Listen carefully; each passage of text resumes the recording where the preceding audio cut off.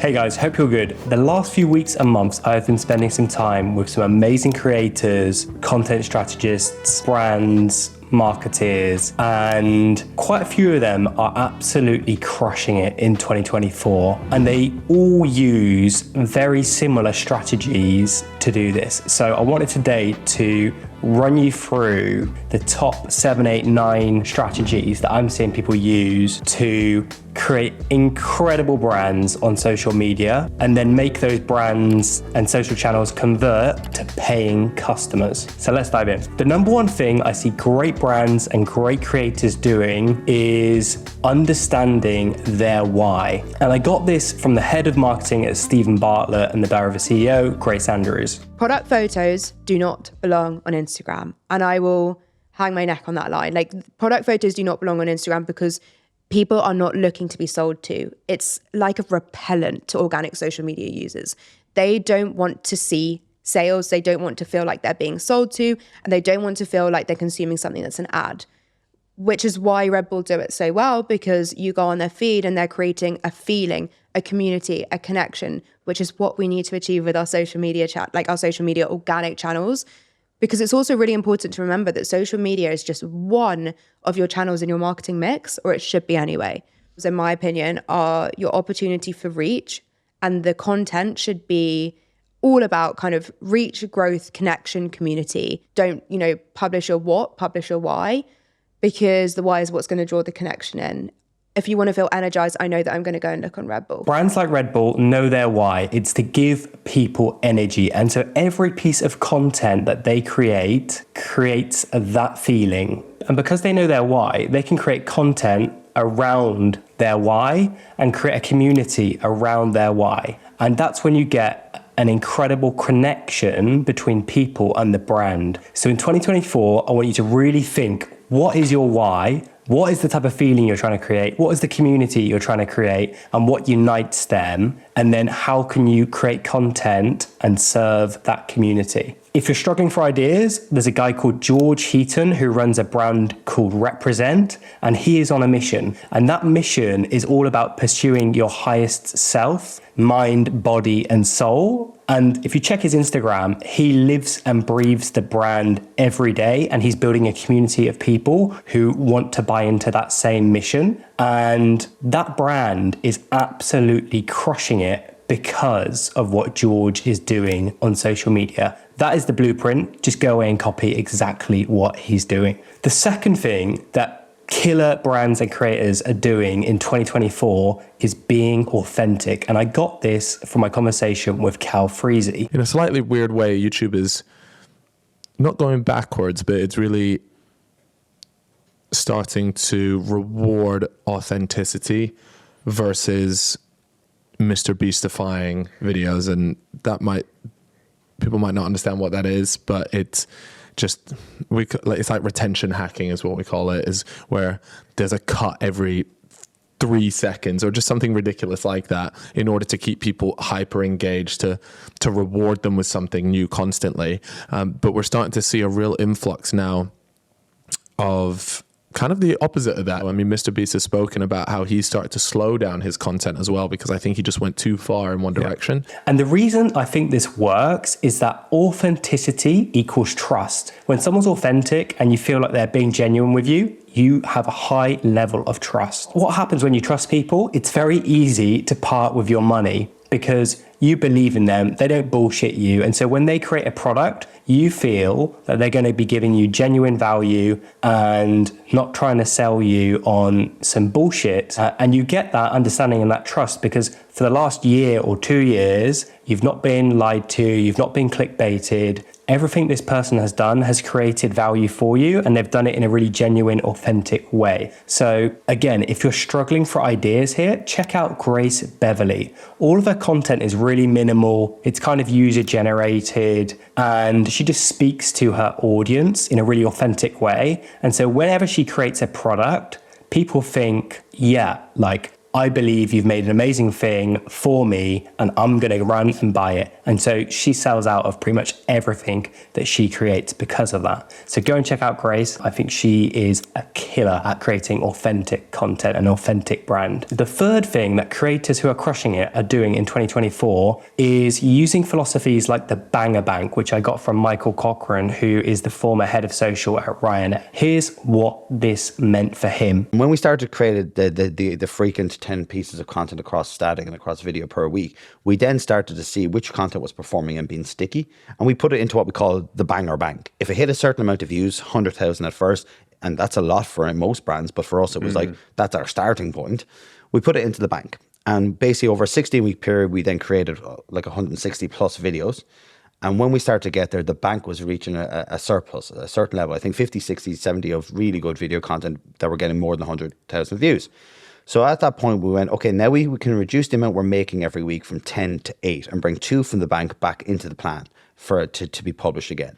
We now look at, well, what's our benchmark now? It's 150,000. Okay, we go again. Anything that reduces that, we keep in the bank. Anything else goes. So we created this cycle, and then we go from 8 to 6.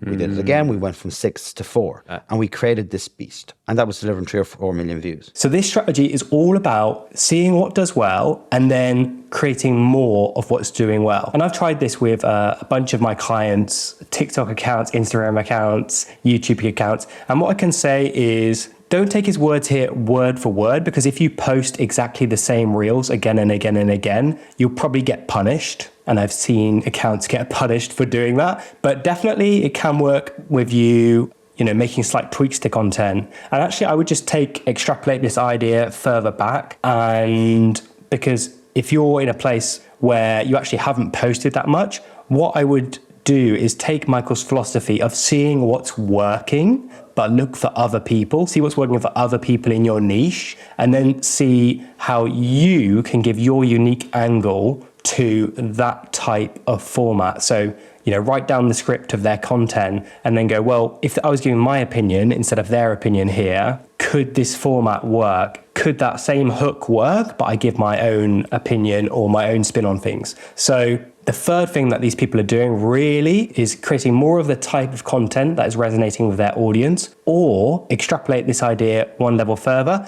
and just have a look at the top accounts in your niche, look at their top 5 performing videos, and then create your own versions of those videos. An example I've seen of this on YouTube is there are tens and tens of videos where people basically say, I've read 50 or 100 books. Here are the 5 that will make you rich. You can take that high performing concept and apply it in any niche. I've read 100 marketing books. Here are the 5 that will teach you everything you need to know about marketing. I read 100 finance books. Here are the 5 that will teach you everything you need to know about finance. So basically take high performing formats and then create your own spin on them. Or if you've already made a lot of content, look at what the top 5 pieces of content you've made in the last year are and think, well, how can I make that again and again and again and again? Because something there is resonating with my audience. The fourth thing that killer brands and content creators are doing in 2024 is disrupting the system. And I got this from Andrew Block, who is Lord Sugar's PR advisor and co-founder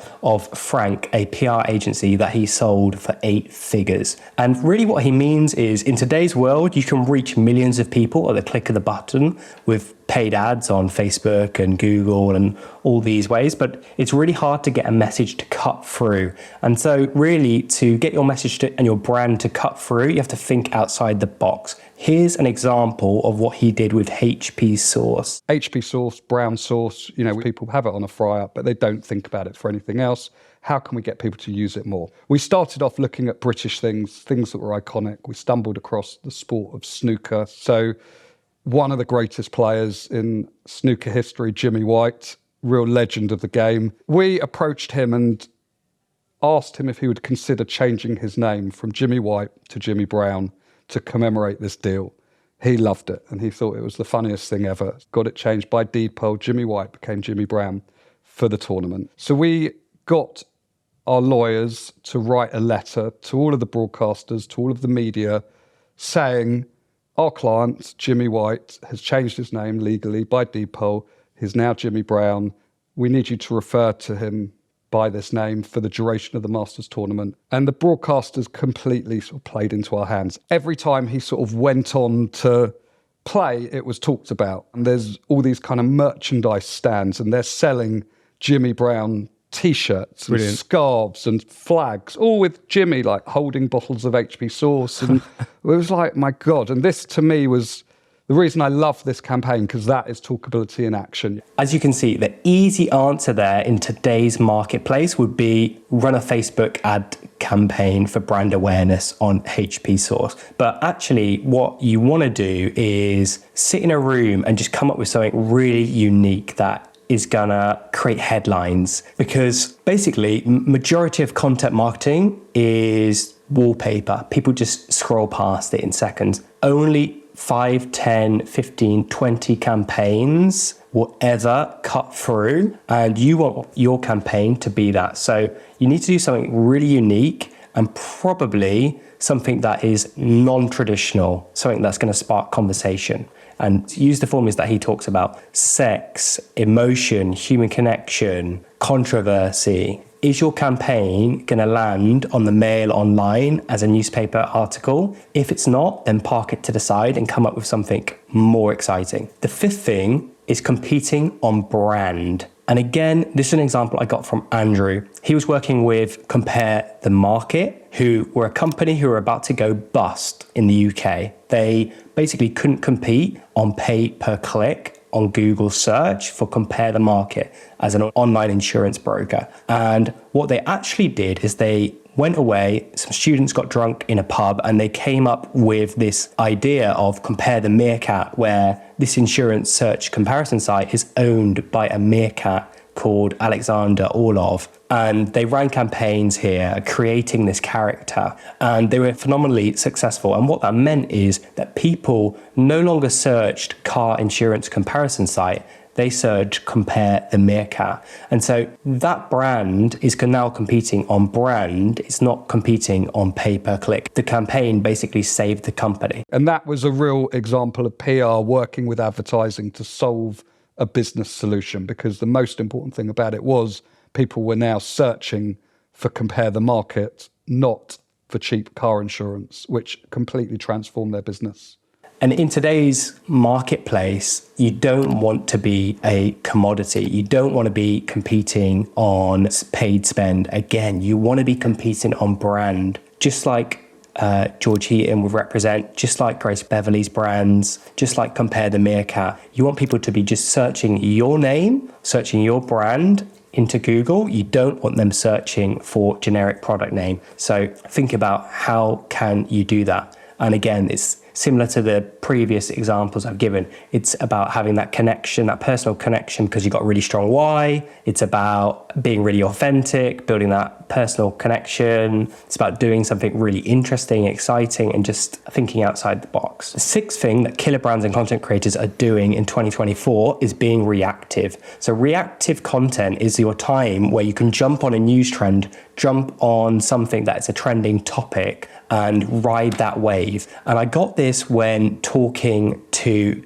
Damien Jordan, the UK's #1 finance content creator. He makes about 6 to 8 videos a month on YouTube, and he always keeps 2 slots free for reactive content. That's when he can react to some news and get a quick spike in traffic, and it's where he can go viral. You can't overplan, because if you overplan, you miss the ability to jump on trends. So you need some wiggle room. You need the ability in your schedule to go, the desk's clear, this is what I'm going on.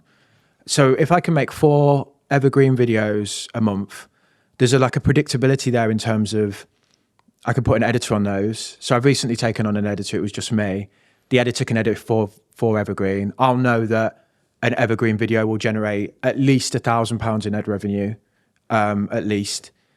And that's the cost of the edit. Plus I get my other incomes, I could put a sponsor on it. So I know that there's it's very easy for me to say that will pay off. Those I can plan in advance, and those to me are the ones that I want to push creatively and I want to do things. But yeah, there then has to be that flexibility in the schedule to react, because that's how you grow real quick. You react to a piece of news first and you get thousands of subscribers quickly. So reactive content is your opportunity to go viral. How do you engineer opportunities to go viral? Well, Michael Corcoran from Ryanair, he told me how he did it with his team. They had 2 checkpoints in the day, 9 a.m. and 2 p.m. At those points, they go, what's trending? What's the story? If there's a story they can jump on, they'll jump on it. And what they'll do is they'll put 5 minutes on the clock, and the team have to come up with ideas that involve the brand in some meme related to that reactive story. And it's an amazing way to make your brand relevant and put your brand into the machine of news and social and trending topics with actually quite minimal effort. Now, in those discovery checks, we would then devise this process where when we did our discovery checks, we provided a list of opportunities across the internet. It would have been a topic in one-liner, the link to the source of the content, and a potential starter idea. And that would drop into our team chat and group with the guys then with tissue. We would take things that we thought were the strongest runners, and we would put 5 minutes on the clock. Because timing is everything with reactive. If you're too slow and you've got to go through layers and layers of approval and processes, it's not going to work. You're going to be too late. So timing is everything. Even if the idea is okay or a bit flat, if you get out before everybody else and people interact early, it's going to carry. You're going to do something. You win. Exactly. And that was really important with us. So we created a rule that 5 minutes on the clock with a concept. If you can't concept it and you can't get it to the point where it's ready for approval, it's not going to go out. And we go on to our next one. So we call it the shot clock. And essentially we use the shot clock as the method to try and accelerate faster. At first it wasn't great. It took time, it took practice, but people got better. And as people got better with discovery, they also got better with identifying the concept as they were discovering. So by the time it got into the chat to put the time on the clock, it meant that they were already half-cooked ideas. This is a really cool strategy to increase your reach every month. Add in those reactive slots where you can reach a big new audience with one bang. 7 is answering the DMs. Your DMs as a content creator or a brand or a person are gold dust. This is where you create your products. This one I've just got by observing people like Grace again, where she makes videos about how she manages her time. The natural DM that she gets in her inbox is, how can I manage my time like you, Grace Beverley? And so she can reply to all of those messages with her exact system, or she can create a product that serves their needs. It's exactly what she's done with her daily planners. And this is a framework that any creator can use to create a winning product. It's the same with fitness creators. Let's take a creator like Mike Thurston. All day long, he is getting DMs. What is your workout routine? How do you do chest? How do you do legs? And so the natural product for him to create is an online coaching program or app. So if you're a content creator or a brand or a service provider and you're creating content, make sure you are checking your DMs every single day, every single week, and tracking what are people asking here for on repeat. Can I make that into a product? Because if you can, you will absolutely crush it in 2024. Number 8 is short form reels. And I know everyone knows this. Hopefully you know this. If you haven't, maybe you've been living under a rock. But reels on Instagram and TikTok remain the most amazing way to reach a shitload of people very, very easily. How'd you do it? Well, Grace from Diversio gave me an absolute masterclass. Here are the fundamentals. Our short form video strategy is all focused around how we can reach new people and keep them engaged for as long as possible. We're actually not super interested in directing them to the long form piece of content. So we'll let them know where it is, but we're not selling, which I think is really important. We're not kind of pushing it down their throats that they need to go and see the long form, because actually short form is a visual art in itself that people are consuming more and more and more. Eventually they might talk about it offline and you might develop these warm leads that then turn into people who go and watch, but we're not pushing it down their throats. So in terms of how the process looks is we'll usually have someone sitting in on the recording. So we have a green room, someone's listening live, speed up the process, because then they can highlight the moments that we've come to learn perform best on our different channels. So we know that anything about sort of health, whether it's mental and physical, relationships, performs really well on Instagram. We know anything to do with work-life balance or careers or entrepreneurship bangs on LinkedIn.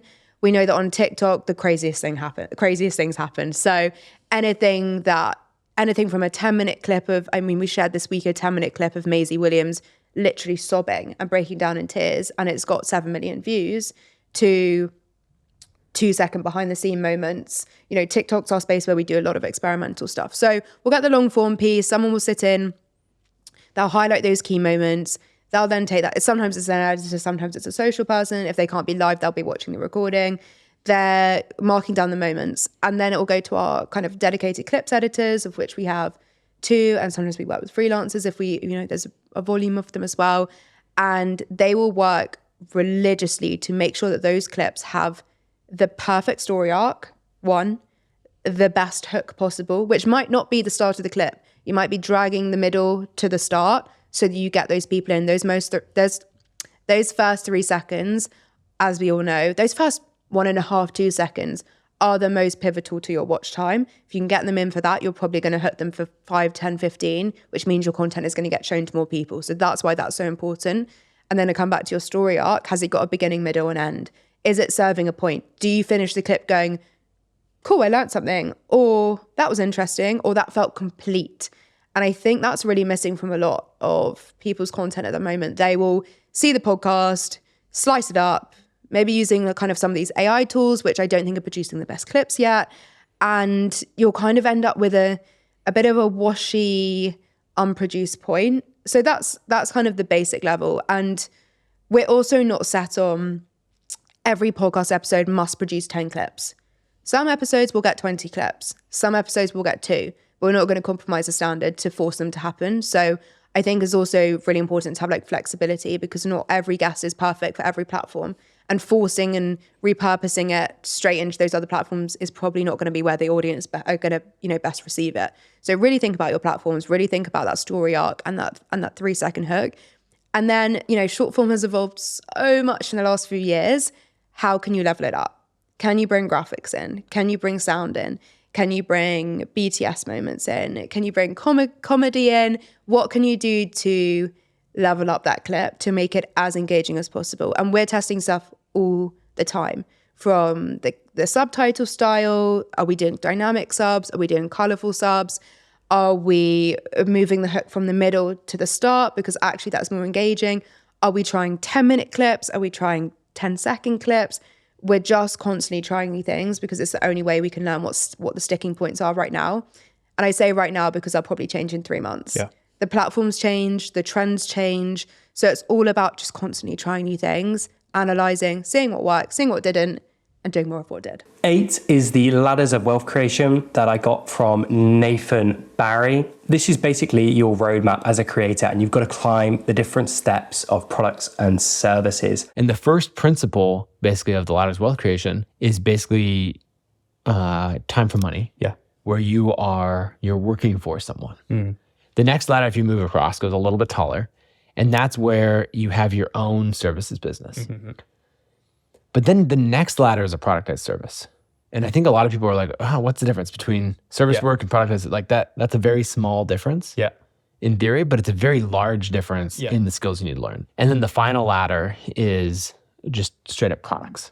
And I've seen this work amazingly well for Ali Abdal, who I spoke to his general manager, Angus Parker. And at the time, he told me some of their future plans, which they're now making happen. We have got physical products in development, which is going to be a different brand. So hopefully somewhat distancing Ali from, the actual revenue. Sure. The app kind of idea has been floated around, but the kind of issue with the app is just it's going to require a lot of investment and it's going to require a lot of time to get right, because I think if we do it, we want to make sure it's not just another creator app that's got Ali's name on it. We want it to actually be really good and rival productivity apps rather than just be another creator in the marketplace. I think it's really, really cool to use this framework for mapping out your career as a content creator and the types of products and services that you can create. Ali Abdal is towards the end of this cycle where he's actually now starting to create brands that can live without him as the face of the brand. And this year he launched his keyboard, which is the first physical product that actually can exist without him. Okay, guys, that's it. I hope you enjoyed this format. It's a little bit different to usual. If you did, let me know in the comments and please send me a DM. I read everyone, and it's amazing to get those messages because thousands of people listen and watch this, but actually sometimes it can be quite a lonely experience creating these videos for you because I don't know what's on your mind. So please do send me a DM. Let me know what I can help you with. Hope you have an amazing week and speak soon.